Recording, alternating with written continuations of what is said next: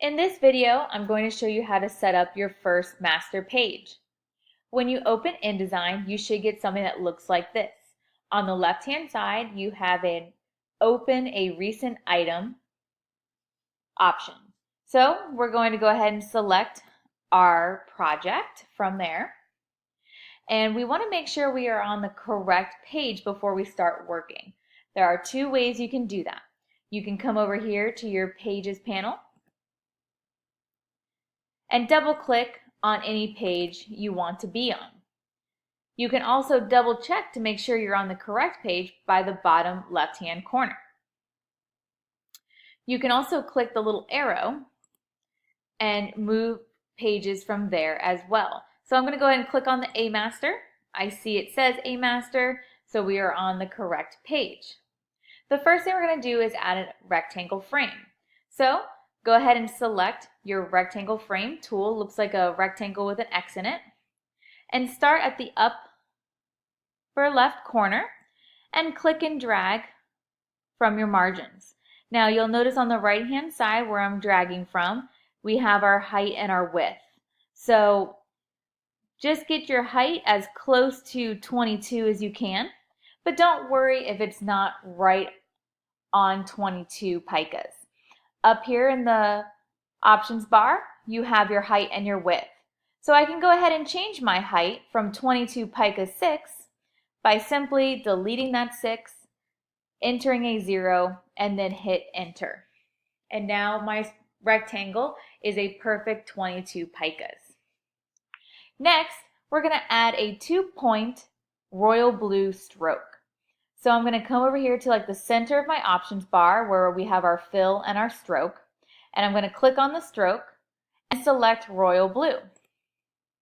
It's going to default to a 1-point line, and we're just going to go ahead and change that to 2 points. Next, we're going to add a fill of my red, but with a tint of 10. So we're going to come up to our fill. We're going to select my red, but then we're going to change the tint from 100 to 10. So I'm just going to delete one of those zeros and then hit enter. And you should notice your red now kind of looks like a pink color. The next thing we're going to add is a line underneath our rectangle frame. So I'm going to grab my selection tool and click anywhere on my artboard to unselect my rectangle frame. Now I'm going to come over to my line tool and I'm going to go ahead and change my settings for my line tool before I get started with my line. So first we're going to change our fill to none. Then we're going to change our stroke to royal blue. And then we're going to change it to a 2-point line again. It doesn't really matter how far down you put your line. We're going to change that in a moment. The most important thing is just lining it up from your far left-hand margin all the way to your right-hand margin. Now, you'll notice it's not perfectly straight, but if you go ahead and click Shift, it'll be a perfectly straight line. So I'm holding Shift while I still have my line being created. Now I'm going to release my mouse and release Shift, and now we have a 2-point line. But we want this 2-point line to be 3 picas below our rectangle frame.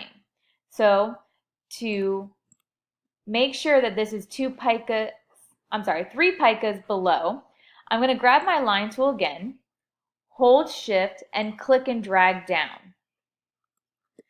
And you can do this anywhere on your artboard you would like.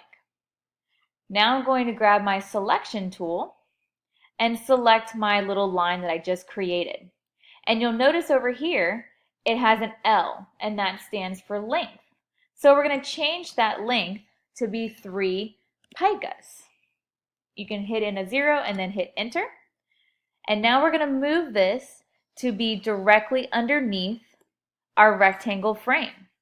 So I'm just going to do Control + to zoom in a little bit, and it's lined up perfectly. Now I'm going to select my new blue line and use my arrow keys to nudge this up ever so slightly.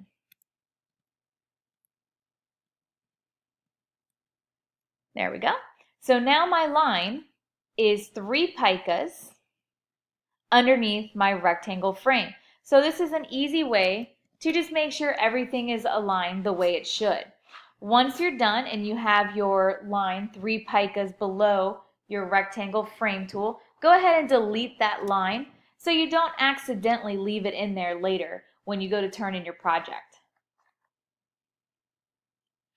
Now we're going to add another line, but this one will be a little bit simpler. We're going to come down to the bottom left corner. I'm going to grab my line tool. Bottom left corner. And I'm just going to simply click and drag and hold shift to go across the bottom. Now it might be a little hard to see because of our margins, but that's okay. You can leave it like that. It will be there. Next, we're going to go ahead and add some text to the bottom of our page. So again, I'm going to grab my selection tool, click anywhere on my artboard to unselect that new line.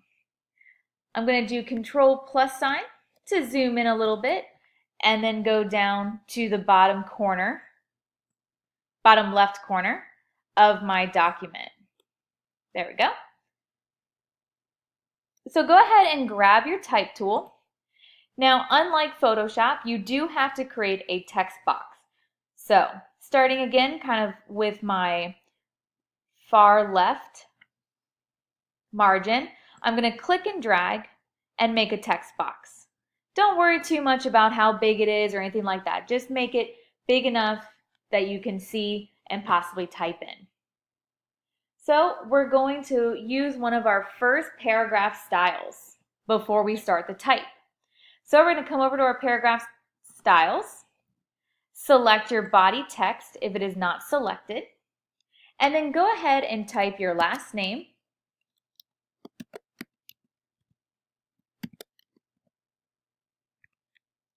first initial,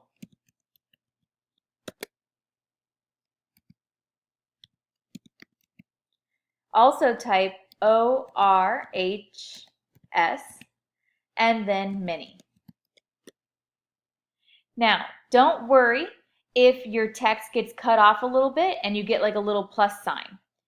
I'll show you what that looks like. So if I had a name that was too long, it would look something like this. So all we have to do is click and drag to make our text box a little bit larger. Do want it to be a little bit further up so it's aligned nicely with the bottom of our document. And again, I'm going to click anywhere to deselect my text.